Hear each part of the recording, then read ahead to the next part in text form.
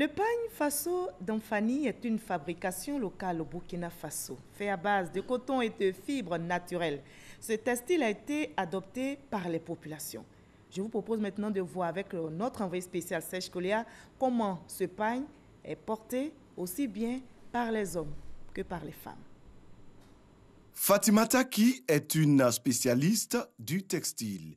Tisseuse, elle fait partie des promoteurs du Faso d'Anfani, le populaire pagne burkinabé. Mon histoire avec le Danfani dure depuis 42 ans. J'ai appris à tisser et lors de la Révolution, on a commencé à mettre ça en valeur. Et puis c'est parti, depuis lors, je ne l'ai pas quitté.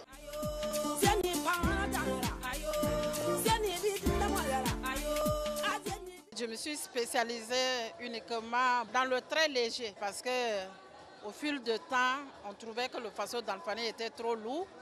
Donc moi, j'ai décidé de faire une particularité en tissant très léger. Le Faso d'Anfani constitue aujourd'hui un élément du patrimoine culturel du Burkina Faso. Il est clair que le Burkina Faso, à travers évidemment le leadership du président du Faso, est très engagé dans la valorisation du Faso d'Anfani, qui était un marqueur de notre identité culturelle. Les journées culturelles et artistiques initiées à la faveur du traité d'amitié et de coopération entre la Côte d'Ivoire et le Burkina Faso donnent l'opportunité aux visiteurs de découvrir toute une gamme variée. Je suis là ce soir pour essayer les tenues traditionnelles du Burkina, que j'adore, le Faso d'Anfani.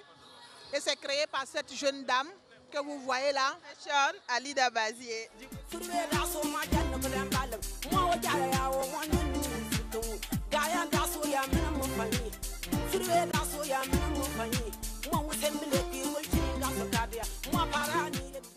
me plaît, la broderie, les motifs, le modèle, tout est chic. Moi j'adore.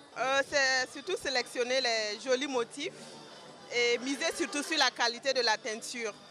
Voilà. Et m'inspirer des modèles jeunes pour en faire des modèles portables à tous. Tout le monde porte d'Anfani maintenant et ce qui est très bien, c'est un plus pour l'économie locale.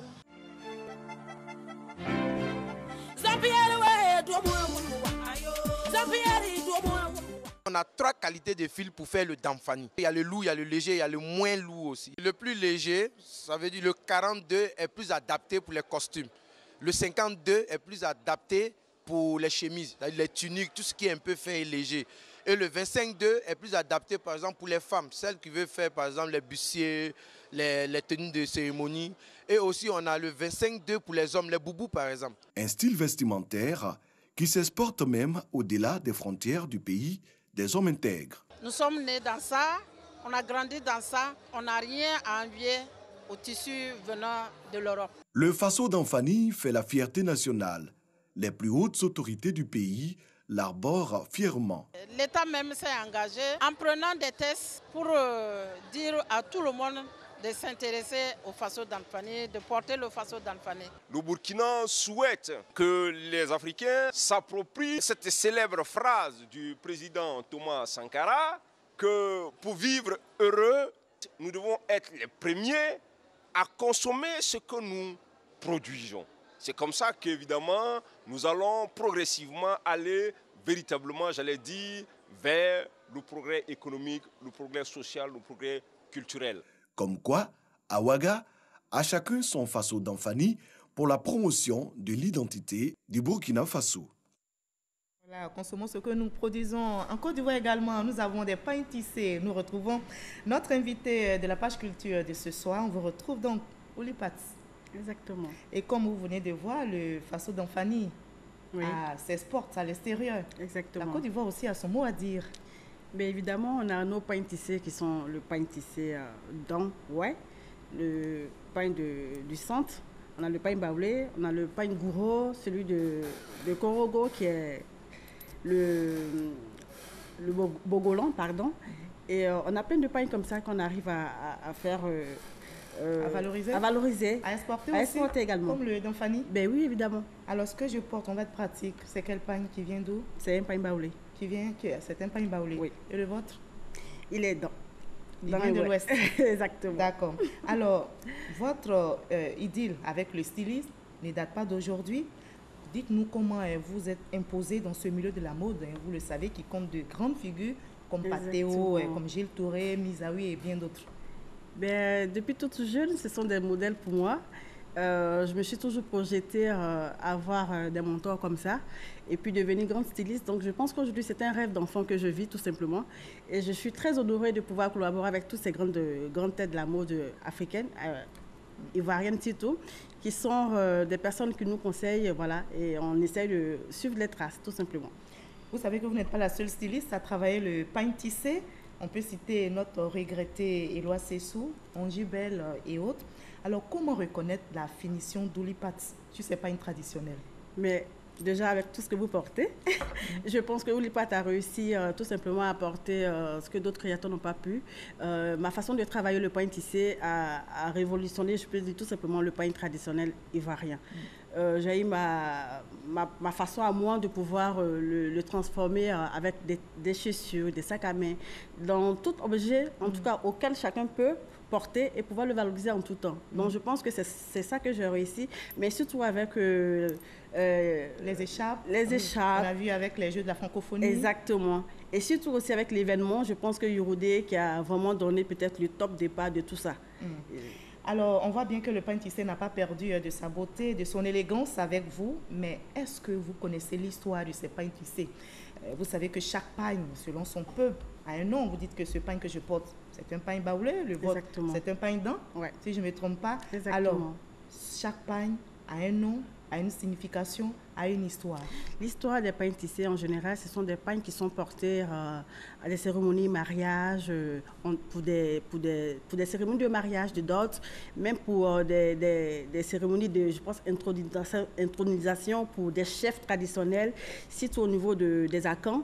Même pour nous aussi, les ouais, les dents et tout. Donc, je pense qu'avant, il était plutôt sacré. Mais aujourd'hui, on nous permet, nous, en tant que créateurs ou avec les artisans, de pouvoir le faire autrement pour qu'on puisse le porter et le valoriser. Voilà. Alors, ces pagnes fabriqués manuellement, comme vous le dites, étaient dans le temps utilisés lors des cérémonies traditionnelles. Exactement. Et aujourd'hui, on le porte partout et à toutes les occasions. Ouais. C'est une situation qui fait dire à certains que la mode est en train d'établir une rupture totale avec nos traditions.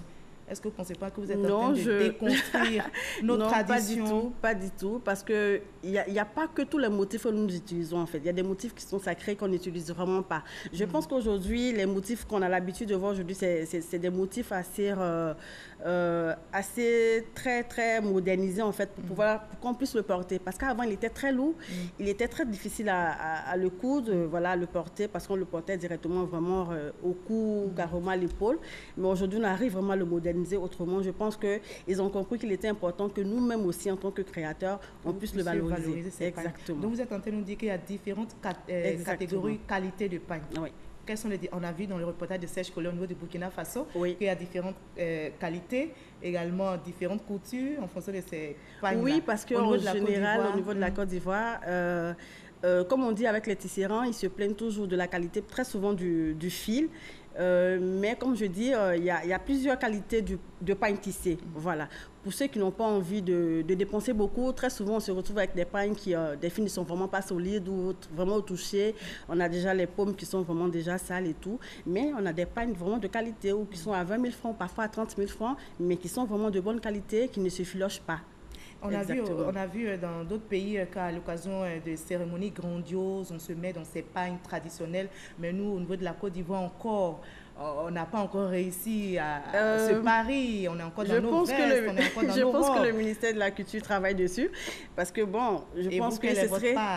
Nous, notre part, c'est ce qu'on essaie de faire. Moi, en tant que styliste, c'est ce que j'essaie de faire. On essaie vraiment de le travailler mieux qu'on peut pour qu'on puisse le porter en tout temps. Aujourd'hui, le Burkina le faire.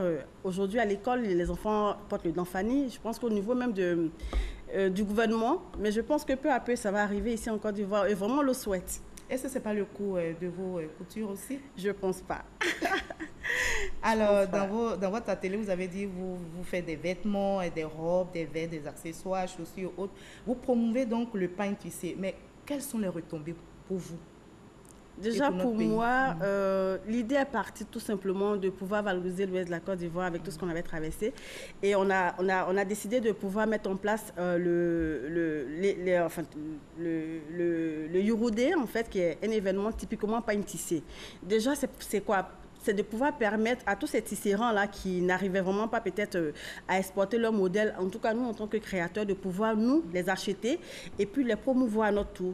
Donc je pense qu'aujourd'hui, ça nous a permis, en tout cas moi ça m'a permis de pouvoir exposer ailleurs, en France, aux États-Unis, en Chine, avec le ministère de la Culture. Oui, exactement.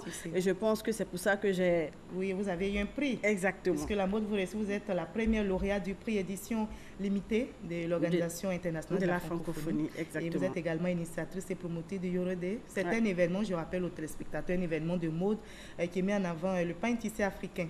Notamment exactement. Le pain, ouais. Mais il n'y a pas que le pain. Il n'y a pas que le pain, ouais. D'accord. Exactement. Alors, la mode génère d'importants fonds, vous l'avez dit, vous gagnez bien votre vie. Ouais. Vous ne regrettez pas aujourd'hui d'avoir choisi ce métier.